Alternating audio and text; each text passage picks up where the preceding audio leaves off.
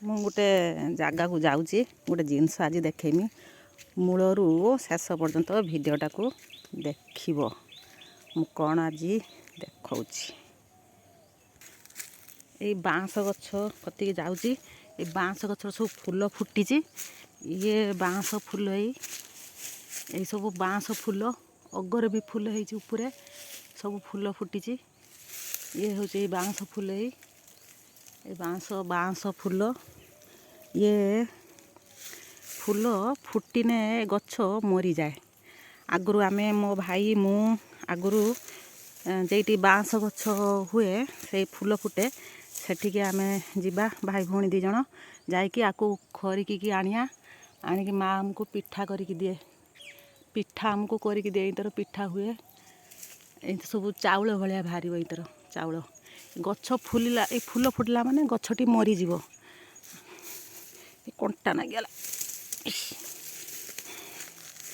ତାପରେ ଏଇ ହେଉଛି ଫୁଲ, ଏଇ ତଳେ ପଡ଼ିଛି ଢେରେ।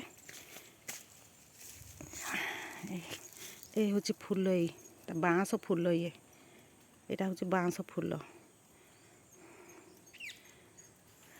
ଏବେ ତ ଏ ଗଛର ଫୁଲକୁ କେହି ଖାଉନାହାନ୍ତି। ଆଗରୁ ଆମେ ଖାଉଥିଲେ ପିଠା କରିକି। କିନ୍ତୁ 40 ବର୍ଷ ପୂର୍ବେ କଥା ମୁଁ କହୁଛି। ଆମେ ଭାଇ ମୁକୁ ଢେରେ ଯାଇଛେ, ଯେଉଁଠି ଫୁଲ ଗଛ ଦେଖାଯିବ ସେତେ ଦୂର ପର୍ଯ୍ୟନ୍ତ ଆମେ ଯିବା। ଯାଇକି ଆକୁ ସାଉଁଟିକି ଆଣିବା, ସାଉଁଟିକି ଖରିକିକି ଆଣିକି ପିଠା କରିକି ଖାଇବା। ଏ ଗଛ ଉପରେ ହାଏ ଫୁଲ ଫୁଟିଛି। ଏଇ ଗଛ ଉପରେ ଫୁଲ ଫୁଟିଛି, ଉପରେ ବାଉଁଶ ଗଛ। ଆକୁ ସବୁ ଚଢ଼େଇ କାଟିକି ପକେଇଛନ୍ତି। ଟିଆ ସବୁ କାଟି ପକାନ୍ତି। ଏରା ସବୁ କାଟି ପକେଇବେ, କାଟିକି ଆକୁ ସବୁ ଖାଇବେ। ଏଇ ହେଉଛି ତାର ଫୁଲ।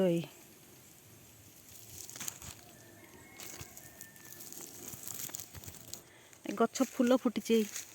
ଏଇ ସବୁ ଫୁଲ ଫୁଟିଛି। ଫୁଲ ଫୁଟିବ ମାନେ ଇଏ ମରିବ। ଯେତେ ଦିନ ଯେ ଫୁଲ ନ ଫୁଟିଥିବ ଏ ଗଛ ମରିବନି। ଫୁଲ ଫୁଟିବ, ବାଉଁଶ ଗଛର ଫୁଲ ଫୁଟିଯିବ, ମରିଯିବ। ଏଇ ସବୁ ଫୁଲ ଫୁଟିଛି। ଗହମ ଭଳିଆ ଚାଉଳ, ତାର ପତର ନାହିଁ। ଏ ପତର ନାହିଁ, ସବୁ ଫୁଲ ଫୁଟିଛି। ସବୁ ପତର ଝଡ଼ି ଯାଇଛି, ସବୁ ଫୁଲ ହେଇଛି। ସବୁ ଗଛର ଫୁଲ ଏଇ ସବୁ ଫୁଲ ଫୁଟିଛି। ସବୁ ଗଛର ଫୁଲ ଫୁଟିଛି।